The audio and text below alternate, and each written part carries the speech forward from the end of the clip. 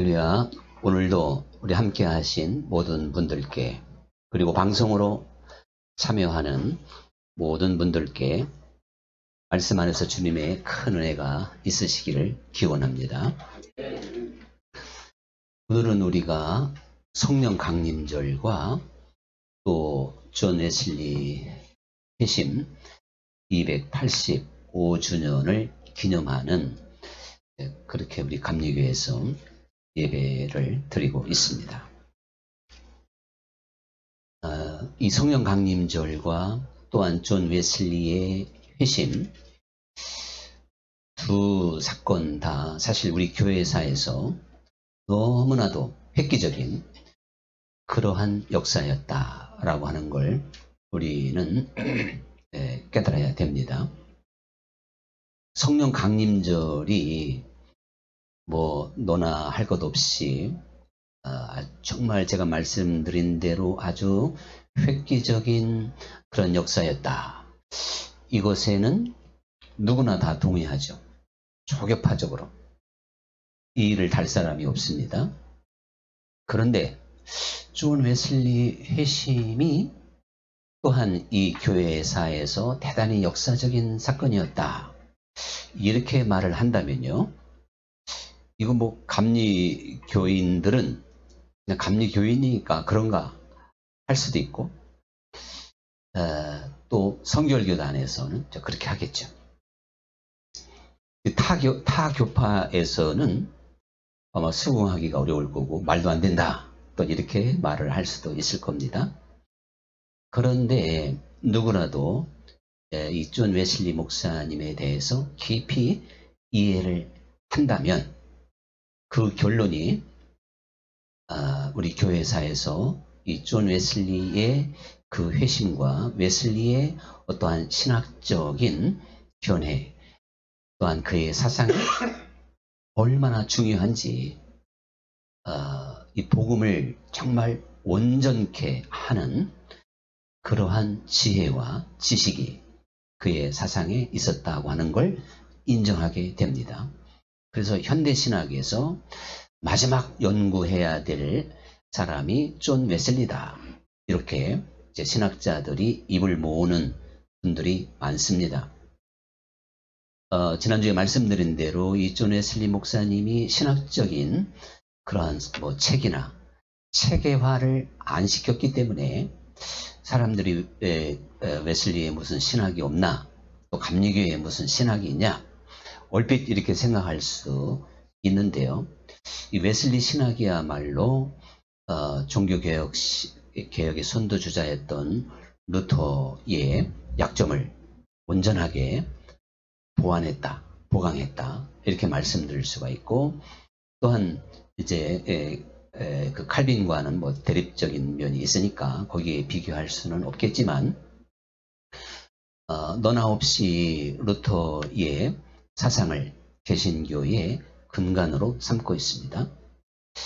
오직 믿음으로 말미암는 의, 하나님 앞에 칭의를 얻는, 그러한 교리를 루터가 사실 1500년대에 와서 비로소 이것을 정립시켰기 때문에 그런 것이죠.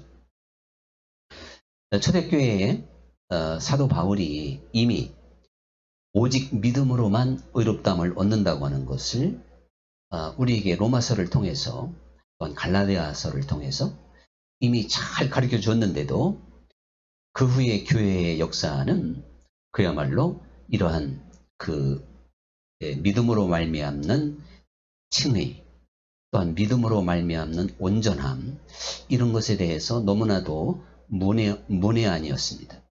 그런데 이제 비로소 루터가 눈을 떠서 주장을 하기는 했지만, 루터의 사상에는 많은 약점이 있어서 누구나 다 공감하듯이 루터가 직접적으로 그렇게 말은 하지는 않았지만, 예를 들어 로마서는 우등한 복음이고 야고보서는 열등한 복음이다, 이걸 루터가 그렇게 말을 합니다. 그렇게 말을 했다는 자체가 오직 믿음으로만 의롭다함을 얻는다고 하는 것을 사실 온전하게 우리가 웨슬리처럼 이해를 했다면 그렇게 말을 할 수는 없는 겁니다. 그래서 야고보서를 가리켜 쓰레기 복음이다, 이렇게까지 극단적인 표현을 썼다면 분명히 약점이 있다, 이렇게 말할 수가 있겠죠. 자, 그런 면에서 그 웨슬리는 믿음과 행함의 이 관계를 아주 잘 설명을 해주어서 그야말로 성경에는 정반대의 개념으로, 뭐 예를 들어서 로마서에서는 우리가 의롭다함을 얻는 것이 믿음이지 행함이냐 이랬고, 야고보서에서는 하나님 앞에 의롭다함을 얻는 것이 행함이지 믿음이냐, 행함이 없는 믿음은 죽은 믿음이다. 똑같은 아브라함을 예를 들면서도 그렇게 이제 주장이 달랐던 걸 보죠. 그러면 우리가 이게 지금 서로 이게 좀 대치가 되고 맞지 않는 거냐? 그렇지는 않지 않습니까? 절대 모순되지 않는 그러한 이 성경의 사상이고, 충분히 우리가 또한 모순되지 않게 엮을 수 있는데, 그 가장 탁월하게 엮어내신 분이 존 웨슬리 목사님이시다. 자, 그런 이야기가 됩니다. 그래서 이 성령 강림절을 가리켜서 기독교의 진정한 시작이다, 이렇게 말을 하죠. 그런데 우리가 웨슬리를 깊이 알면 정말 뭐 심지어는 신학자 중에 참된 복음, 우리가 참된 복음 뭐 이단들이 많이 하잖아요, 그죠? 그런데 웨슬리를 잘 아는 분들이 웨슬리의 사상이야말로 약점이 없기 때문에 온전한 복음, 참된 복음을 설명한 사상이다, 그렇게 말을 하게 됩니다. 그래서 저도 나름대로 저는 자칭, 야, 이거 웨슬리로 전공한 박사보다 나는 웨슬리를 나름대로 더 잘 알았다 할 만큼 나름대로 참 많은 뭐 연구를 했던 건 사실입니다. 그러면서 제 설교에 관심이나 또한 저에 대해서 관심을 갖는 후배 목사들에게 제가 권하는 건 무조건 그냥 웨슬리에 대해서 관심을 가져봐라. 그러면 눈이 열릴 것이다. 제가 이제 그렇게 항상 답변을 했고, 앞으로도 저야 뭐 별 볼 일 없으니까, 제 얘기하면 안 되니까 저는 무조건 웨슬리에 대해서 연구해라, 웨슬리를 더 깊이 알아라, 그러면 성경이 보일 것이다. 이제 이렇게 저는 말씀드릴 수밖에 없습니다. 사실은 이렇게 주목받아야 될 신학적으로도 웨슬리지만 그분의 사상만큼 아직도 조명을 받지 못하고 더 많은 사람들에게 관심을 가져지지 않고 있는 건 사실인데요. 이 오순절 마가다락방에 급하고 강한 바람, 그리고 그 불의 혀 같은 불길이 보였고, 사람들이 각 나라의 방언으로 이렇게 성령께서 임하셨기 때문에 사실 어떤 때보다도 강력한 성령의 임재였습니다. 그것이 또한 최초였고요. 그런데 이 웨슬리가 경험한 이 성령의 체험은 1738년 5월 24일 저녁 5시 한 15분쯤 그 런던의 북쪽 지역의 올더스케이 거리 에서 벌어지는 조그마한 기도회에 이제 선교사로 갔다가 실패하고 맥 빠진 발걸음으로 골목을 걸어가다가 어디서 기도회가 있어서 들어가 보니까 모라비안 교도들이 기도회를 하고 있는 장소였습니다. 근데 그때 잠시 후에 그 로마서의 주석 서문을 어느 평신도, 교역자가 읽는 것도 아니고 평신도가 모라비안 교도들의 모임이니까 이제 그렇게 되잖아요.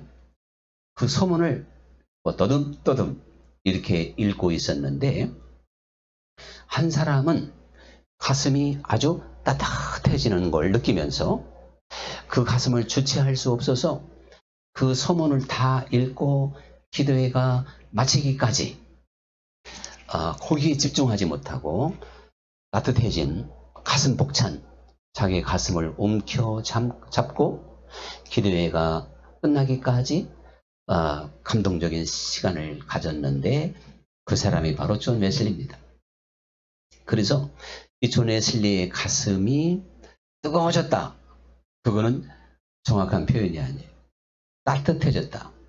본인들께 웜이라는 표현을 쓰죠. 핫이 아니고. 그래서 이제 웨슬리가 그러한 체험을 한 다음에 기도회가 끝났을 때 거기서 바로 간증을 하죠. 내가 그토록 사모하고 기대하던 구하고 찾던 성령께서 내게 임하셨다. 내가 성령을 경험했다. 그렇게 고백을 하고 집에 돌아와서도 어머니나 또한 동생 찰스 웨슬리를 비롯해서 그동안 함께 자기 신앙에 무엇이 문제인가? 왜 내가 잘 믿어지지 않나? 왜 내게 확신이 없는가? 왜 내가 정말 신앙적인 능력이 안 나타나는가? 복음에 이런 것에 대한 모든 해답을 사실은 얻게 된 것입니다. 그러면서 그날 밤 웨슬리가 깨달았던 핵심 중에 핵심. 그 이후에 이제 웨슬리는 워낙 바탕이 튼튼하니까 성령의 그 지혜의 영을 받다 보니까 정말 마치 사도 바울과 같은 지혜로 우리 어떠한 그 바울의 사상을 다시 그대로 표현하는 듯한 아주 치밀한 설교 또한 그러한 가르침을 통해서 제가 말씀드린 대로 정말 어떻게 보면 참된 복음의 그 완성이라고 할 수 있을 만큼의 그러한 차원을 아주 펼쳐내게 되는 걸 볼 수 있거든요. 그때 이 웨슬리가 그날 밤 성령을 체험하고 확실하게 눈이 열린 게 바로 무엇이냐면 믿음으로 말미암는 의가 무언가를 알게 된 거예요. 대부분 우리 이제 하나님의 자녀들이 지식적으로나 교리적으로는 이걸 잘 알잖아요. 예수님이 십자가에서 달려 돌아가셨고 그게 내 죄 때문이고 우리가 그 공로를 힘입어 제사함 얻고 하나님 앞에 의롭다함을 얻는다. 이건 영원한 진리고 이것은 우리가 꼭 알아야 될 지식이고 가장 기본이 되는 교리입니다. 그럼에도 불구하고 이 지식과 이 교리가요, 내게 사실은 이 웨슬리가 그날 경험했던 거와 같은 감동과 자유함을 허락해 주어야 된다는 사실이죠. 주님께서 진리를 알지니 진리가 너희를 자유하게 하리라. 이렇게 말씀을 하셨는데 우리가 기독교적인 복음이 믿어진다면 그 한순간에 자유를 얻는 겁니다. 또 어떤 자유냐? 주님이 정말 나를 죄 가운데서 구속해 주셨구나. 내 죄를 위해서 죽으셨구나. 내 죄를 계산해 주셨다. 담당해 주셨다. 탕감해 주셨다. 이거를 믿는 것이 진정한 믿음인 겁니다. 그럼 나 그렇게 믿는데, 글쎄 그렇게 믿는데 웨슬리와 다른 게 뭐냐? 웨슬리는 그날 밤에 내가 그 이전에 웨슬리와 다른 게 뭐냐? 그날 밤에 그게 십자가에서 달려 죽으신 그리스도의 공로가 믿어져서 내 죄의 짐을 온전히 맡기게 됐다는 겁니다. 오, 주님이 정말 내 죄값을 다 청산해 주셨구나 하면서 모든 죄의 짐이 내려졌던 것이고 그는 진정한 마음의 평안을 얻게 된 것입니다. 그러니까 이 믿음이라고 하는 건요, 내가 믿는 게 아니고 믿어지는 것인 줄 믿습니다. 믿음은 하나님의 선물이라 그랬잖아요. 하나님이 주시는 거예요. 성령 받을 때, 성령과 함께. 이래서 우리가 크리스찬이 아니어도 얼마든지 십자가의 진리를 이야기할 수 있고 기독교의 교리를 설명할 수가 있잖아요. 그래도 주 예수님을 믿는 거하고는 분명히 다르다. 그런 이야기입니다. 우리가요, 이 웨슬리가 그날 밤의 경험과 함께 그는 정말 놀라운 능력의 사람이 된 겁니다. 확신의 사람이 된 것입니다.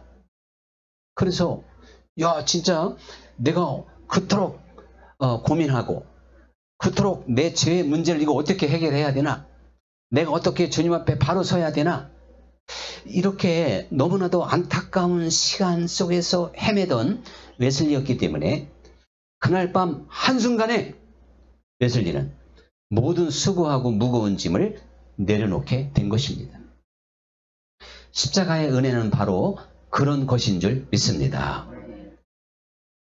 여기에서부터 진정한 이제 자유가 시작이 되는 것이고 하나님의 사람으로서의 능력이 나타나는 것이죠. 이것은요 마치 1만 달란트 탕감받은 감격과 똑같은 거예요. 예수님께서 1만 달란트 탕감받은 종의 비유를 말씀하시잖아요. 그런데 사실 한번 생각해 보세요. 예수님께서 굳이 왜 1만 달란트라고 하셨을까? 이거는 계산할 수 없는 거랑 마찬가지예요. 사람이 손에 잡을 수도 없고 평생 벌 수도 없고 참 꿈도 꿀 수 없는 돈, 그런 돈이니까 주님이 굳이 1만 달란트라고 현실적이지 않은 돈을 제시하면서 복음으로 말미암아 주 예수님의 공로를 우리가 믿을 때 그와 같은 감격, 그와 같은 은혜가 우리 심령에 있다고 하는 것을 가르쳐주게 된 것입니다. 그래서 나 같은 죄인 살리신 이 어메이징 그레이스를 또 그냥 막 하나님 앞에 목청껏 부를 수 있도록 우리는 복음으로 말미암아 이러한 능력을 갖게 되는 것인데, 이 능력이 내 마음에서 폭발적으로 터짐으로 말미암아 이 내가 1만 달란트 탕감 받았다고 하는 것을 깨달아야만이 하나님 앞에 그때부터 회개가 터지게 되는 겁니다. 믿음이 오면서 사실 성령이 우리에게 오셔서 진정한 회개가 터지게 되는 거예요. 그래서 우리는 그리스도 안에서 진정으로 회개했기 때문에 옛 생활을 청산할 수가 있는 것이고 영적인 사람으로 나아가게 되는 줄 믿습니다. 우리 그리스도인을 가리켜서 육적인 사람이 아니라는 거예요. 늘 말씀드리지만 우리는 영적인 세계로 부름받은 줄 믿습니다. 교회, 에클레시아가 뭐예요? 에클레시아가 세상 속에 있던 우리들을 거기서 불러냈다는 거예요. 불러낸 사람들의 모임이 에클레시아입니다. 주 예수님이 머리가 되시고 우리를 주 예수님이 세우신 하나님의 나라, 이거를 에클레시아라고 말한다면 교회, 이 교회 공동체 안에 주님의 지체로 우리를 불러주신 줄 믿습니다. 그러니 우리의 그 부름이 얼마나 거룩한 것이냐. 주님의 지체가 되는 건데요. 여러분, 이렇기 때문에 하나님의 부름 받은 사람들마다 성령의 첫 번째 역사가 회개시키는 역사인 거예요. 누구든지 회개의 관문을 통하지 않고 주님께 올 수는 없습니다.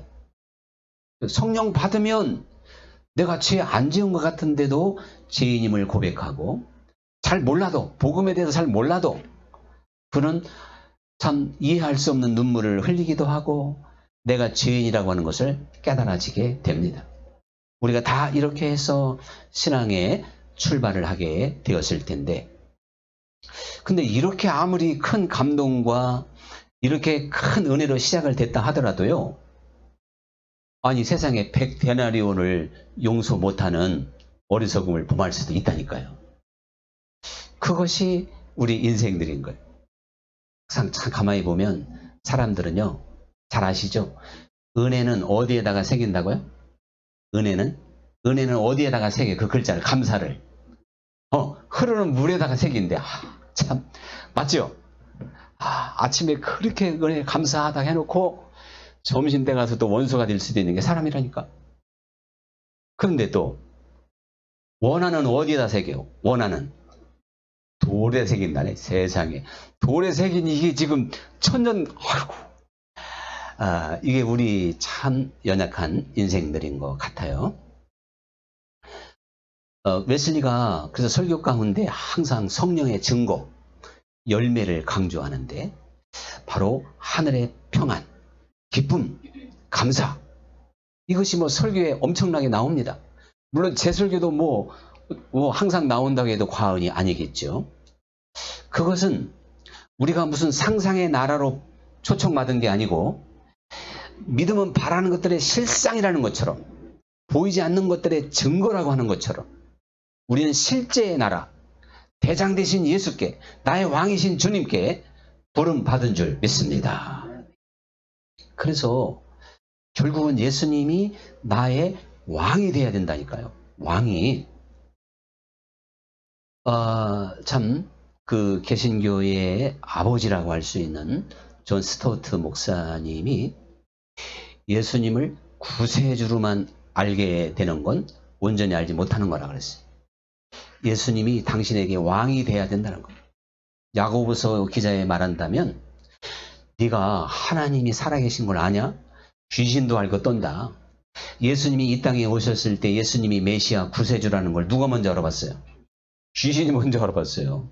그런데 그렇게 알아봤다 그래가지고 정말 그 예수님이 나의 진정한 구세주가 되는 게 아니라 이겁니다. 우리는 그분과의 인격적인 만남을 통해서 그분을 나의 왕으로, 그분께 내가 진정으로 순종하고 복종할 수 있는 사람으로 만들어야 될 줄 믿습니다. 그래서 바로 성령께서 하시는 일이 바로 그거잖아요. 뭐 어떻게 보면 참 성경에서 지난주에 제가 친구라는 말씀도 드렸지만 우리를 가르쳐서 그리시되 또 신부래, 신부. 그런 이거 참 보통 일이 아니죠. 우리가 주님께 부름 받아 놓고도 내 생각과 옛생활과 그저 주님 제쳐놓고 내 마음대로 살면서 내가 주님의 신부다. 그러면 이게 영적인 간음이 되는 거죠.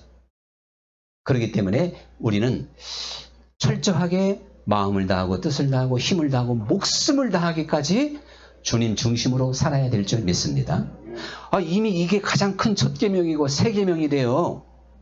주님이 우리를 그렇게 구속하셨기 때문에 우리를 완벽하게 상황 가운데서 살려냈기 때문에 네가 다시 어두움에 잡히지 않기 위해서는 또 네가 새로운 이 빛 가운데로 나왔다면 연약한 육신을 가졌기 때문에 마음을 다하고 뜻을 다하고 힘을 다하고 그게 뭐예요?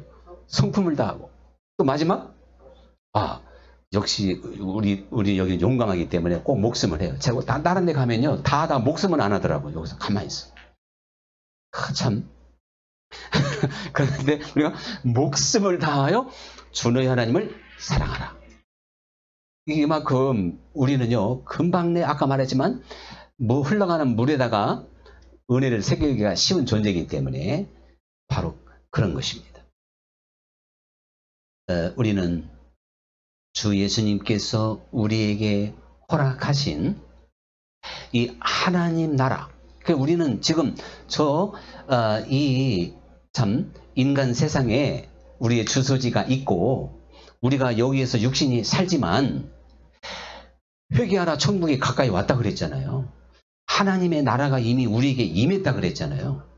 그 하나님 나라 안에서 살아야 될 줄 믿습니다. 이게 믿음으로 사는 거예요. 그래서 오늘 말씀처럼 오직 나의 의인은 믿음으로 살리라. 이게 하박국 선지자의 말을 로마서에서 인용하게 되는데 이 진정한 뜻은 어차피 출발도 믿음으로 하는 거지만요. 믿음이 아니고는 이 세상을 이길 수가 없는 줄 믿습니다. 세상을 이기면 이것이니 오직 믿음뿐이라. 믿음이 아니고야 어떻게 세상을 이길 수 있느냐. 사도 요한이 이렇게 말을 하기도 했습니다. 그러니까 세상은 점점 악해질 수도 있고 정말 엄청나게 타락을 하지만 믿음을 가진 사람들은 자기를 지키고 또한 세상에 물들지 않도록 살아갈 수가 있을 줄 믿습니다. 이게 나의 의인은 오직 믿음으로 살리라 하는 말씀이 되는 겁니다. 세상과 하나님께 양발을 딱 들여놓고 양다리 걸치고서 나 믿으니까 나의 의는 믿음으로 산다. 이렇게 말씀을 써먹어서는 안 된다니까요. 이게 지식이 충만하고 또한 우리 사실 그런 면에서는요. 이 교부 시대보다도 훨씬 떨어지고 중세 시대보다도 훨씬 떨어집니다. 중세 시대가 우리가 아주 암흑기라고 하지만요. 거기는 그래도 말씀을 고지고대로 믿으려고 하는 노력을 많이 했어요. 그래서 형제가 잘못했다고 사과하면 무조건 용서를 했어요. 그렇게 하지 않으면 교황도 탄핵당합니다. 그게 아주 왜 성경대로 안 하냐 이거예요. 근데 워낙 성경을 몰라서 이 어떠한 그 사제들만 성경을 보기 때문에 말씀을 모르니까 그랬지. 그 중세 시대도요. 그 열정만큼은 대단했어요. 그야말로 신정 국가로 그냥 연결됐던 게 유럽의 기독교 국가들 아닙니까? 그런데 오늘 그 현대인들은 이걸 가리켜서 복음 만능주의래. 복음 만능주의. 아, 나 예수님 믿으니까.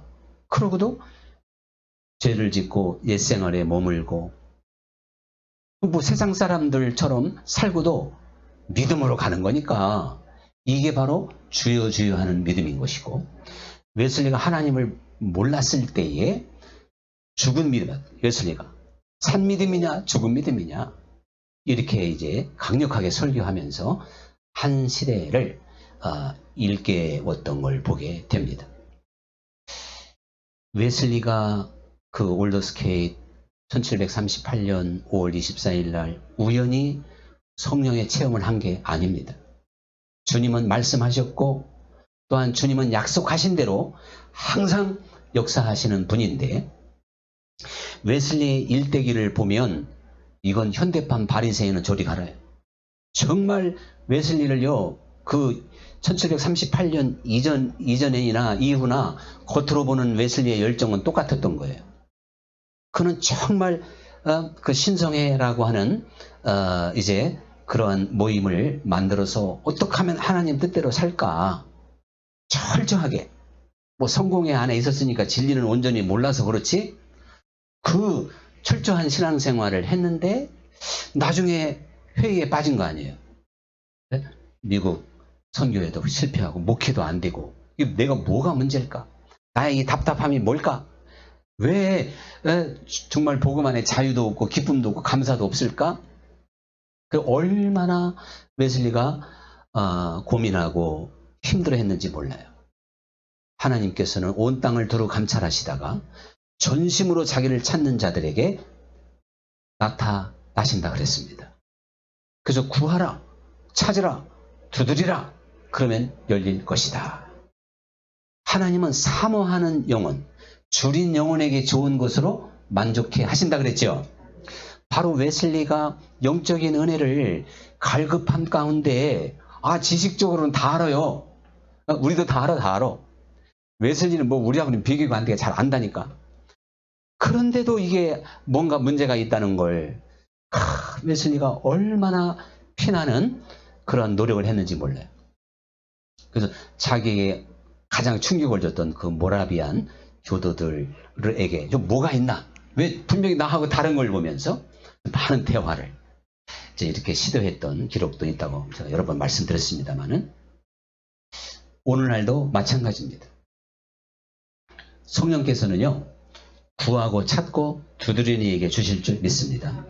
어차피 예수님이 성경 말씀을 잘 보세요. 구하라 그러면 주실 것이고 찾으라 그러면 찾게 될 것이고 두드리라 그러면 열릴 것이다 해놓고요. 구하고 찾고 두드리는 자에게 성령을 선물로 주시지 않겠느냐. 아니 구하고 찾고 두드리라고 해놓고 결론이 성령을 주지 않겠느냐 이렇게 말씀을 맺게 됩니다. 그 사람들이 구하면 주고 찾으면 찾고 두드리면 열린다. 그러면 옛날에 저는 아직도 63빌딩 세대인지 그럼 구하면 63빌딩 주나? 그렇게 열심히 읽었는지도 몰라요. 근데 뭐 거창하게 시작해놓고 마지막을 보니까 성령을 그들에게 주지 않겠느냐 이렇게 예수님이 말씀을 맺었단 말이에요. 뭐 사실은 성령이 가장 근본적이고 가장 거창한 사건이죠. 가장 중요하고. 자, 하나님께서는 사실 모든 사람들에게 이렇게 역사를 하십니다. 이제요, 이 성령 강림절에 우리가 꼭 알아야 될 것은 사실 성령을 받은 것과 성령의 충만함의 차이점을 또한 우리가 알아야 됩니다. 우리가 예수님을 이렇게 믿고 사실 평생 신앙생활 했다면요, 성령을 받은 거예요. 그런데 오순절 그 성령의 역사는 특별한 거고요. 웨슬리의 경험도 특별한 겁니다. 아니, 믿는 사람들이 다 그 마가다락방 120명의 성도들처럼 그렇게 경험을 해야 되고 체험하고 웨슬리처럼 체험해야 된다면 그건 아니잖아요. 그건 아주 극소수요. 항상 무엇이든지 특별한 케이스가 있는 거니까. 성령이 바람처럼 임할 수 있고 불처럼 임할 수도 있고 하듯이 바람이 임의로 불되 어디에서 바람이 부는지 알지 못하는 것처럼 하나님께로 난 자마다 이와 같다. 이렇게 해서 우리가 모태신앙이라 할지라도 쭉 그저 교회 다니면서 성령의 인도함을 받고 내가 분명히 성령을 다 받은 거예요. 내가 성령 받지 않고 지금 60, 70까지 믿음을 못 지킨다니까요. 이미 다 세상으로 나가버렸어. 타락을 했어. 내가 그래도 어쨌든 이 교회와 믿음을 지킨 건 믿음을 가졌고 성령을 받았기 때문인 줄 믿습니다. 근데 성경은 성령의 충만함을 받으라는 거예요. 그러면 성령 충만은 또 뭐냐? 성령 충만하면 뜨끈뜨끈해지나? 웨슬리처럼 마음이 좀 뜨겁지나 따뜻해져야 되나? 그것 역시 성령 충만의 진정한 의미는 그런 것도 아닙니다. 성령 충만은요, 사실은 성령 받은 사람은 누구든지 다 받을 수가 있습니다. 저는 성령 충만함을 받을 수 있는 비결이라고 할까요? 이 비결을요, 잘 가르쳐 줄 수 있는 사람 중에 하나라고 저는 믿어요. 아멘은 별로 없지만 하여간 믿습니다. 왜 그러냐면 사실 성령을 처음 받는 건 내 마음대로 못 받아요. 하나님이 나를 찾아오셔야 된다 그랬죠? 하나님이 나를 만세년부터 택하신 거야, 이거. 저 엄청난 은혜를 받은 줄 믿습니다. 그러면 아니, 성령을 주시고 그 아들 예수 그리스도까지 주신 분이 또 무엇을 주시지 않겠느냐 그랬죠? 근데요, 이 성령 충만으로 가는 건요, 네 믿음대로 된다는 겁니다. 네가 지금 성령 충만으로 갈 수도 있고 안 갈 수도 있어요. 그래서 성령 충만을 받으라고 명령적으로 말씀하고 있는 겁니다. 내가 능동적으로 움직여야 돼요. 자, 지금 이 방 안에 연기가 꽉 찼어. 연기를 빼내려면 어떻게 해야 돼요? 네? 그렇죠? 창문을 열어야 돼요. 문을 열어야 돼요. 문을 열기만 하면 연기는 나가게 돼 있죠? 마찬가지.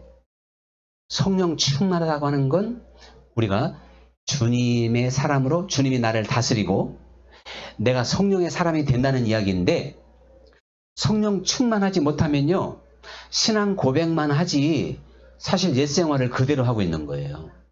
그 옛생활에서 벗어나기를 내가 원해야 돼요. 그래서 믿음으로 출발 땡 하면 그 순간부터 창문이 열리는 거예요. 자, 이 시간에 한번 창문을 열읍시다. 이왕이면 대문까지 열읍시다.